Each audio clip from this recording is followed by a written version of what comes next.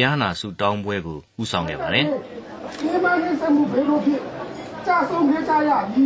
။ခေတ်ဆက်ဆက်ဘုံဘဝအသီးသီးတို့ရောက်ရှိနေကြတော့ရဲဘော်ရဲဘက်များကိုလည်းကျွန်တော်တို့နဲ့အတူဒီကောင်းမှုကုသိုလ်ကိုပါထုအမှုဘောဓနာခေါ်ရန်နဲ့တရားနာဆွားရောက်ပါရန်နဲ့ဖိတ်ကြားပါရှင်ဗျာ။တရားနာပွဲအပြီးမှာတော့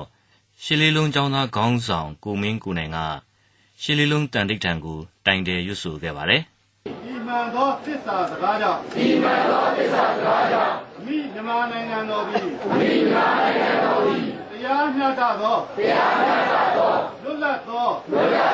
ဒီမိုကရေစီထွန်းကားသောလူ့အခွင့်အရေးပြည့်ဝသော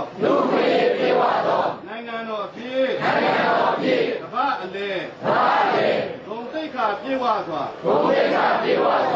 ရပ်တည်တည်တတ်နိုင်ပါစေသတည်း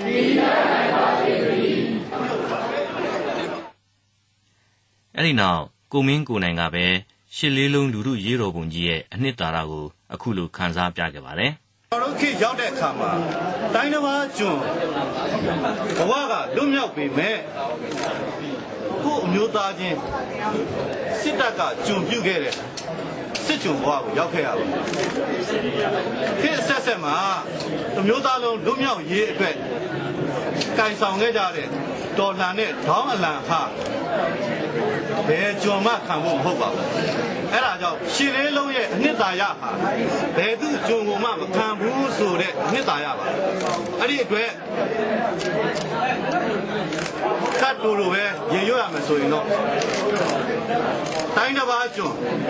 စစ်တပ်ကြုံဘယ်ကြုံမှမခံဒေါင်းအလံဟိတ်ကျောင်းနိုင်ရန်တဝိုက်ဒေါင်းအလံပြန်ဆိုင်မယ်ကျေးဇူးတင်ပါတယ်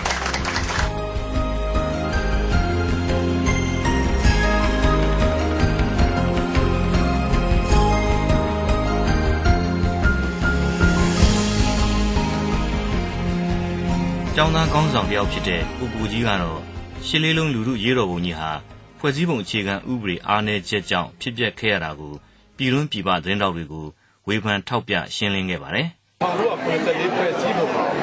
နိုင်ငံရေးပြဿနာတွေကိုဖြေရှင်းနိုင်ခဲ့ခြင်းမရှိပါဘူး။နောက်နိုင်ငံသားတွေမှာအထွေထွေကြက်တဲဖြစ်လာတဲ့အခါပြောင်းလဲဖို့လိုအပ်တဲ့အခါမှာဖွဲ့စည်းပုံအခြေခံဥပဒေက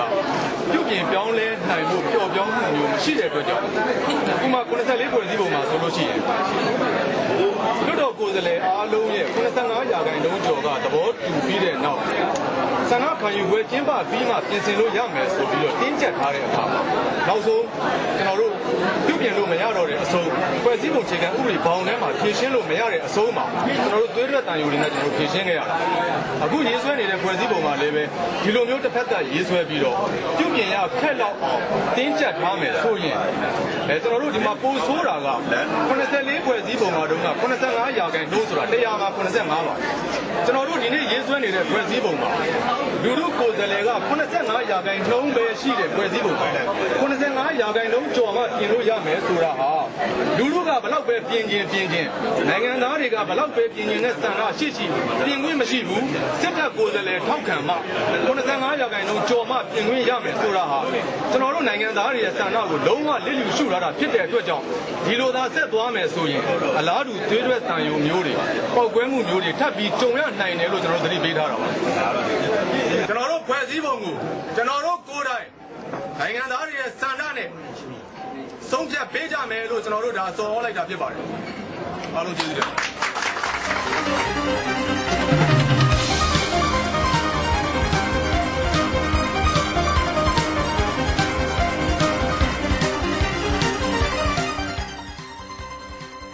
လူစုံအလွှာစုံတက်ရောက်ခဲ့တဲ့ထူးခြားတဲ့နှစ်ပတ်လည်အခမ်းအနားဖြစ်တာနဲ့အညီတက်ရောက်လာတဲ့ရဟန်းရှင်လူပြည်သူအပေါင်းက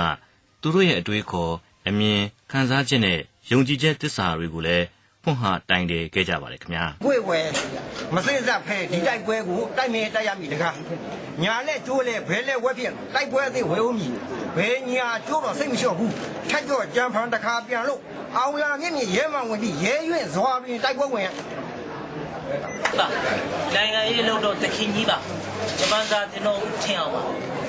ကျွန်တော်ကြပြားလေးတစ်ပုဒ်ရွတ်ချင်တယ်ကျွန်တော်တာဝတီထောင်ထဲမှာရေးထားတဲ့ကြပြားလေးကောင်းစားမ ပေါင်းစားမယ်ဆိုတဲ့လို့သခင်ကြီးဘယ်တော့မှမလုပ်ဘူးဒီအလုပ်ကိုကျုပ်အဖို့လည်းလုပ်ခဲ့တယ်သခင်ပဲကျုပ်ဖွားလည်းလုပ်ခဲ့တယ်သခင်ပဲကျုပ်ဖေလည်းလုပ်ခဲ့တယ်သခင်ပဲဒါကြောင့်ကျုံနာမယ်သခင်ကြီးကောင်းစားမှပေါင်းစားမယ်ဆိုတဲ့လူကတုတ်တန်စရက်ပြက်ကြီးပေါ်မှာထိုင်ပြီးအခွင့်အစိတ်ကိုမျိုးနေရတဲ့အတိုင်းပဲဒီအလုပ်ကိုကျုပ်လုပ်တာကလည်းကျုပ်တယောက်ကောင်းစားဖို့မဟုတ်ဘူးကျုပ်မိသားစုတစုကောင်းစားဖို့ကျုပ်လုပ်နေတာမဟုတ်ဘူးကျုပ်တဆွေတစ်မျိုးကောင်းစားဖို့လုပ်နေတာမဟုတ်ဘူးဓမ္မပြည်သူပြည်သားတွေတောင်းမစားစေချင်လို့ကောင်းစားစေချင်လို့ဒီအလုပ်လုပ်တာအဲ့ဒီအလုပ်ကနိုင်ငံရေးပဲ